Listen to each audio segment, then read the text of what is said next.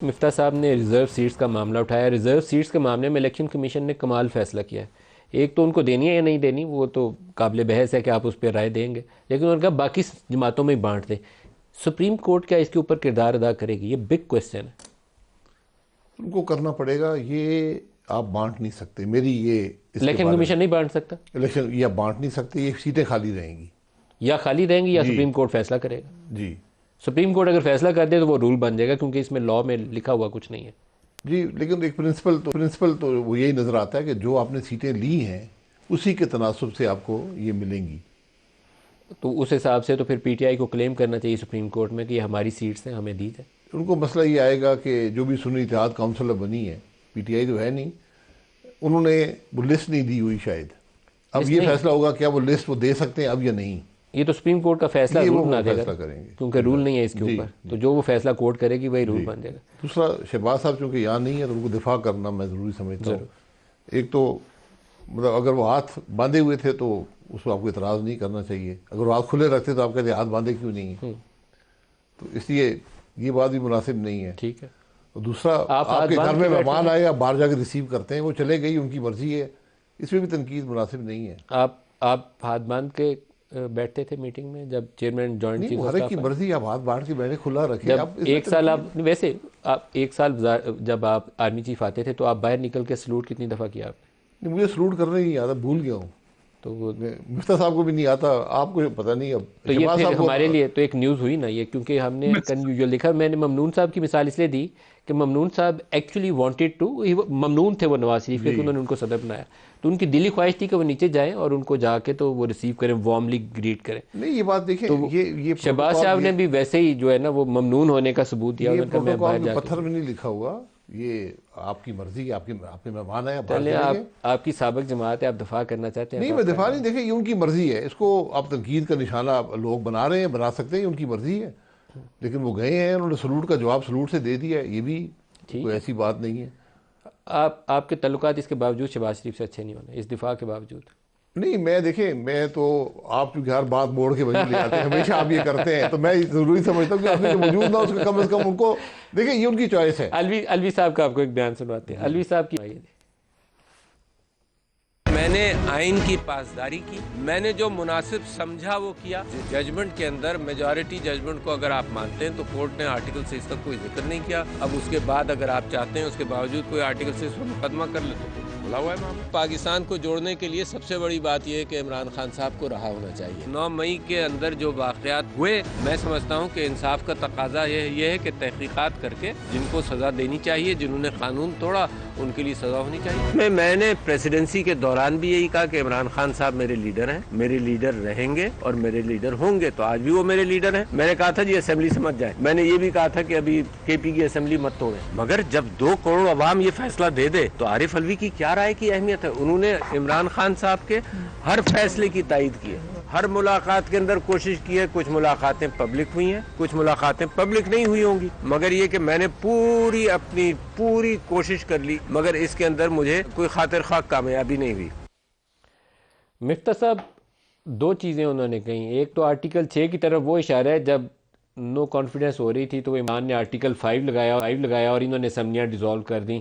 کیا اس کے اوپر عارف الوی صاحب پہ آرٹیکل 6 لگنا چاہیے؟ اور دوسرا انہوں نے کہا کہ عمران خان کو رہا کرنا چاہیے. دونوں کے اوپر اپنی رائے دے دیں. رہائی کس بات پہ مانگ رہے ہیں مجھے سمجھ میں نہیں آ رہا ہے. یہ مطلب عمران خان صاحب تو بڑے خوش ہوتے تھے دوسروں کو جیلوں میں بھیجنے. شاید عباسی صاحب کو بھی جیل میں رکھا تھا سزائے موت کی چکیوں والے چکی میں. مجھے بھی جیل میں رکھا تھا، ہم بھی کمپلیٹ بے گناہ تھے. اور انہوں نے تو مطلب کیا، مطلب اب ایک بات بحث کر سکتے ہیں اس میں کہ کیا خان صاحب نے یہ گھڑی جو تھی وہ سستی ڈکلیئر کی تھی یا نہیں کی تھی. اگر وہ کی تھی تو پھر ہم یہ بات نہیں کر رہے کہ خان صاحب چور ہیں، ہم یہ بات کر رہے ہیں کہ چھوٹے بڑے چور ہیں. اب یہ بات ہو گئی ہے. تو سر یہ کہنا کہ خان صاحب کو رہا کرنے، یہ ڈفرینٹ بات ہے. میں نہیں سمجھتا کہ ان کی رہائی بنتی ہے ماں سوائے کہ وہ کیسز کر کے نکل کے آ جائیں. اور اگر وہ کورٹ میں ان کو مل جاتا ہے اپنے ریلیف تو پھر فبیہا کوئی مسئلہ نہیں ہے. لیکن پروسیس کے تھرو ہونا چاہیے. یہ نہیں کہ آپ نے کیونکہ آپ کے ووٹ مل گئے اس لیے آپ کو ہم رہائی دے دیں. میں اس بات پہ بڑا کلیئر ہوں.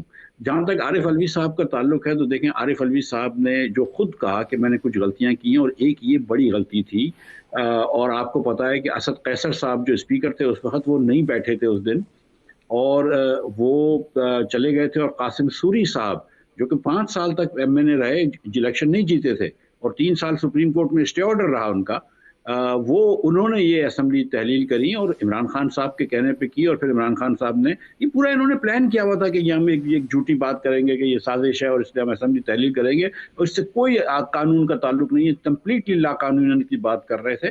تو اس پہ تو آپ کے خیال میں آرٹیکل 6 لگنا چاہیے؟ لیکن سر آرٹیکل 6 جو ہے وہ بڑی سنگین چیز ہے. مطلب آرٹیکل 6 غداری، آئین کے ساتھ غداری ہے. ہمارے پاس بہت کم لوگوں کے اوپر آرٹیکل 6 لگا ہے، اور مطلب پھر یہ بات نکلے گی تو بڑی دور تلک جائے گی. صحیح کہہ رہے ہیں شاہد صاحب. جب آپ لوگ تنقید کرتے ہیں، یہ کہتے ہیں کہ یہ نظام موجودہ حکومت نہیں چلا سکتی، ان میں وہ کیپیسٹی نہیں ہے. پی ڈی ایم کے اوپر بھی یہی تنقید تھی کہ 100 بندوں کی کابینہ بنا لی تھی، حکومت چلنی تھی، نیچے کے نیچے اکانومی گرتی جا رہی. آپ نے کہا میں الیکشن میں بھی حصہ نہیں لوں گا، اس الیکشن سے حل نہیں نکلے گا.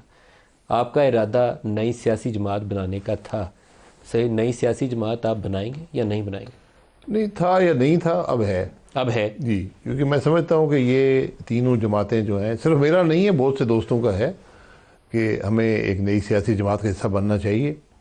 کیونکہ جو یہ ہماری یہ بھی تینوں سیاسی جماعتیں ہیں، آپ نے خود دیکھ لیا ہے جو عمل پچھلے 3-4 مہینے کا رہا ہے الیکشن پروسیس میں. کیا انہوں نے کوئی ملک کی بات کی ہے کسی ایک جماعت نے بھی؟ کیا الیکشن کے بعد کی ہے؟ کیا آج تک کی ہے؟ صرف کرسیوں کی بندر بانٹ ہے، تم یہ لے لو، مجھے یہ دے دو، میں ادھر بیٹھ جاتا ہوں، تم ادھر بیٹھ جاؤ. یہ تو ملک کے مسائل کا حل نہیں ہے. اور آج جس بات کی ضرورت ہے اس کی کوئی بات نہیں کرے گا. آپ یقین کریں، یہ آپ دیکھ لیں گے کہ جب تک یہ ساری سیاسی جماعتیں، پولیٹیکل لیڈر ایک جگہ پہ نہیں بیٹھیں گے، آپ کو ملک کے مسائل کا حل نہیں ملے گا. بڑی جماعت بننی چاہیے قومی سطح کی. جو ایک افسوسناک پہلو یہ ہے کہ نواز شریف نے پاکستان واپسی کے لیے وہی راستہ لیا ہے جو کسی زمانے میں آئی جی آئی میں انہوں نے لیا تھا. عمران خان نے 2018 میں حکومت میں آنے کے لیے وہی راستہ لیا ہے جو آئی جی آئی کا راستہ تھا. یہ جماعتیں اس سے آگے بڑھ ہی نہیں سکتیں، ان کا مائنڈ سیٹ ہی وہی ہے کہ اقتدار کی سیڑھی کیسے چڑھنی ہے. تو شاید خاقان عباسی اگر ایک جماعت بنائیں گے تو اس کا راستہ بھی یہی ہوگا کہ جفی کیسے ڈالنی ہے. نہیں، آپ جفی کا راستہ نہ اپنائیں، نہ آپ نے کوئی جھگڑا کرنا ہے کسی سے، آپ آئینی راستہ. جھگڑا تو چاہیے نہیں، سیاست میں تو جھگڑے کے بغیر راستہ نکالنا چاہیے. تو ہم نے ہمیشہ، اگر آپ کرسی کے لیے سیاست صرف کریں گے کہ مجھے کرسیاں مل جائیں، پھر بات نہیں بنتی. آپ ملک کے مسائل کی بات کریں، عوام کو فیصلہ کرنے دیں. اگر آپ دیکھ لیں پچھلے 3 مہینے میں لوگوں نے، جب الیکشن ہو رہا ہے، آپ عوام کو کیا کہہ رہے ہیں کہ وہ بڑا غلط آدمی ہے جی. ایک دوسرے پہ الزام لگا رہے ہیں اور بات کرسیوں کی چل رہی ہے. ہر قیمت پہ ہمیں اقتدار چاہیے. یہ اس چیز نے ملک کے معاملات کو خراب کیا ہے، اور ایک لمبا ہم نے سفر طے کیا اور ہم نے اس میں نقصان ہی اٹھایا. ملک نے نقصان اٹھایا، اس ملک کے لوگوں نے نقصان اٹھایا. تو آج ہماری یہ کوشش ہوگی کہ ایسے لوگ ہوں جو اپنی سیاست سے ملک کے حالات کو یا ملک کے معاملات کو زیادہ ترجیح دیں. مفتاح صاحب، شاہد خاقان عباسی جس جماعت کا تذکرہ کر رہے ہیں، آپ کے خیال میں اس کا روڈ میپ کیا ہونا چاہیے؟ اس کے پاس گولز کیا ہونے چاہیے جس کو لے کر لوگوں کے پاس جائے اور وہ ووٹ مانگے اور کہے کہ ہم آئیں گے تو یہ چیز مختلف ہوگی جو پہلے 70-75 سال نہیں ہوئی، ہم آپ کو وہ کر کے دکھائیں گے. وہ کیسے کریں گے اور وہ کیا گولز ہونے چاہیے؟ سر 3 پارٹیوں نے، بڑی پارٹیوں نے 3 گول آپ کو دیے ہیں.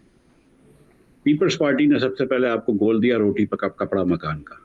پیپلز پارٹی نے کسی کو روٹی کپڑا مکان دیا نہیں ہے، لیکن یہ بات تو میرے خیال سے ایک دم درست ہے نا. ایک پاکستانی کا حق ہے نا روٹی کپڑا مکان، بلکہ اس کو آگے بڑھا لیں آپ کہ صحت، روزگار اور مکان، تینوں چیزیں ہونی چاہیے.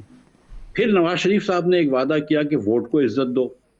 وہ بھی انہوں نے وعدہ اپنا وہ نعرہ چھوڑ دیا اپنا، ووٹ کو عزت دو. لیکن یہ بات بھی درست ہے کہ ووٹ کو عزت دینی چاہیے کہ جس کو لوگ الیکٹ کریں اس کو آپ آنے دیں. اور پھر عمران خان صاحب نے ایک بات کی تھی کہ ہم 2 نظام نہیں کریں گے، ایک نظام کریں گے نئے پاکستان کی. وہ بالکل انہوں نے نہیں کیا.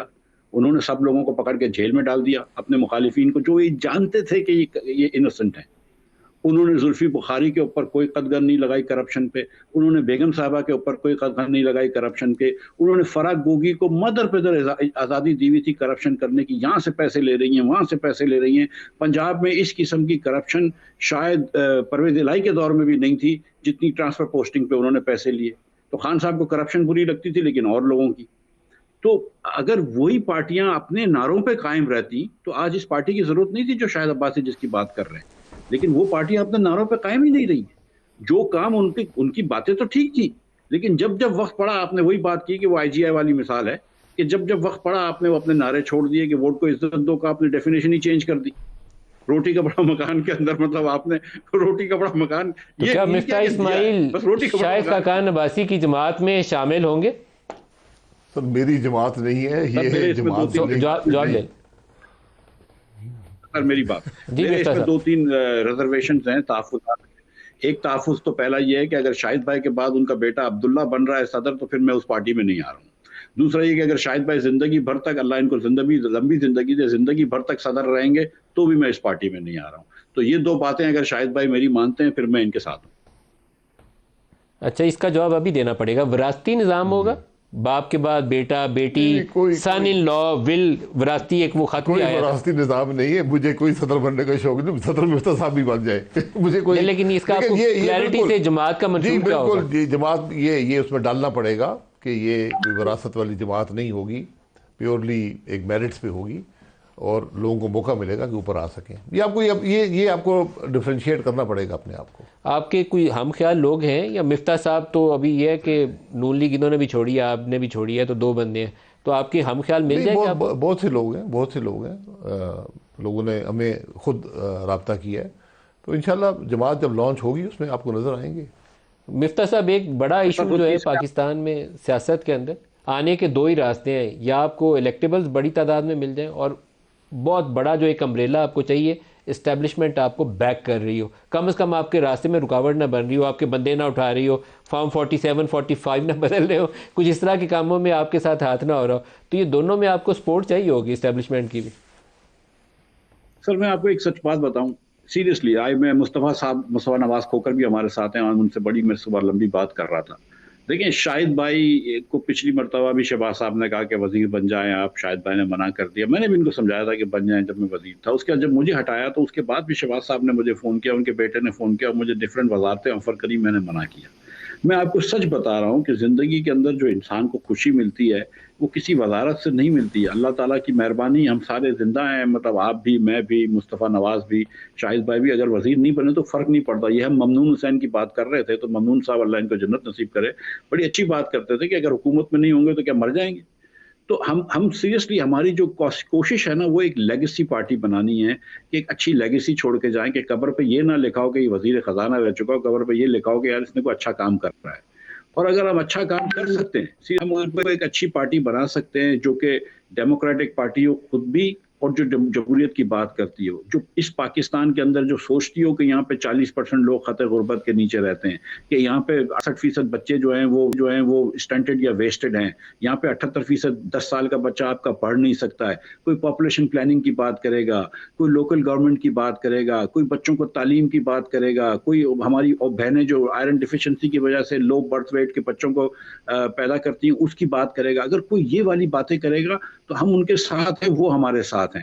میں سیریسلی آپ کو بتا رہا ہوں، آئی انڈرسٹینڈ کہ پولیٹکس کے اندر پاور جو ہے اس کا اصول ضروری ہوتا ہے، لیکن یہ جو ہماری تینوں پارٹیاں یہ سیریسلی پاور کے حصول کے لیے اپنی سیاست بھول گئے، اپنے وعدے بھول گئے. تو ہم وہی وعدے جو ہیں اس ٹائپ کی باتیں عوام سے کرنا چاہتے ہیں. اگر عوام ہم کو ووٹ دیتی ہے اور جتاتی ہے تو بڑی اچھی بات ہے، اور نہیں کرتی تو کوئی فرق نہیں پڑتا ہے. اللہ تعالیٰ بہت کرم کرے گا اور ہم مطلب زندہ رہیں گے، کوئی مسئلہ نہیں ہوگا. تو ضروری نہیں ہے کہ حکومت میں آئیں، حکومت میں آنا آبجیکٹو نہیں ہے، ایک عزت کمانا آبجیکٹو ہے.